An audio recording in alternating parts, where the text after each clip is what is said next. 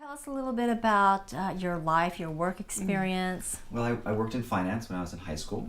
I was an intern at my father's accounting firm, and now I'm the CFO at Kushner Consultants. Very impressive. Yes. We want our baby to have genes from a very driven and successful donor.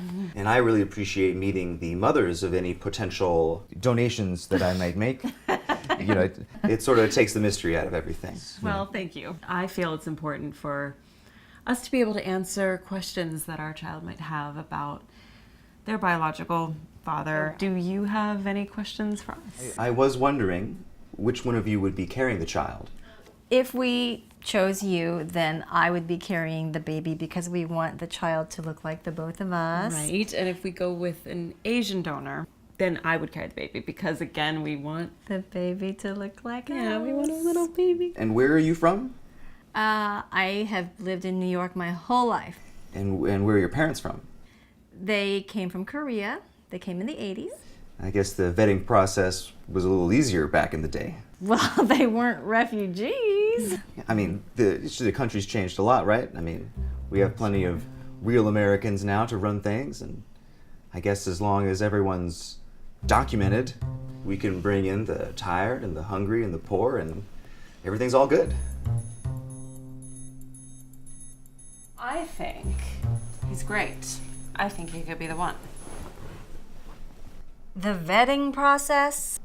Okay, that was a weird thing to say. Yeah, that was a weird thing to say. But he's educated. He's got many qualities we're looking for. Erin. Good with numbers. I've seen this all the time at work. Guys who are educated, they're well-spoken, they're well-dressed, but underneath it all, No, not that guy. as long as everyone is documented, we'll be okay. Okay, all right. We'll Thank meet the next person. Let's go and find some woke sperm. Oh, when you talk millennial. Come here.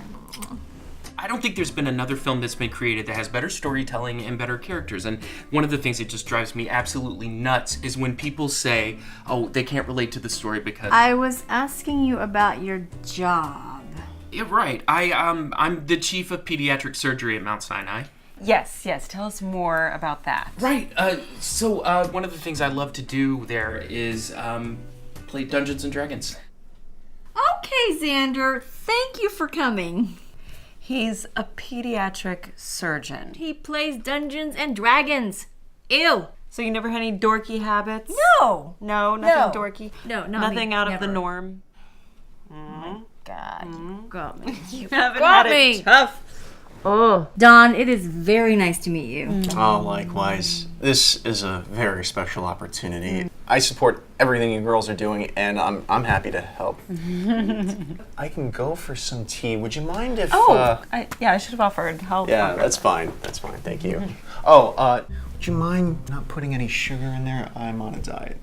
Thank you, doll.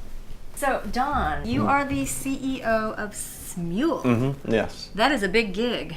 I have a great team around me, so it's not just me. Look at you being very modest.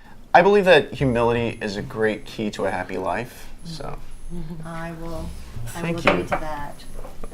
Oh my God. He's the CEO of Smule. He runs half marathons. If we got his sperm, we could be raising the next Steve Jobs. There was something a little off about him. What? No, he was super. Yeah, no, he was a little handsy. Like, he touched my arm when I went to get the tea. He called me a doll. Yeah. Just ew. No sexist sperm. I mean, who are we left with? We've got sexist guy. Jerk. We've got xenophobic guy. Jerk. And then we got... Dungeons and Dragons guy. He was sweet. He's a doctor.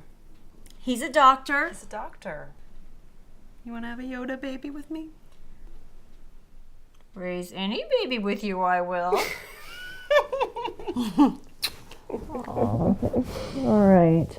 So you like Dungeons and Dragons? I've actually integrated it into my work at the hospital. You know, some of those kids can be in recovery for a long time, and I think the gameplay helps keep their minds on something fun. Well, your patients must love you.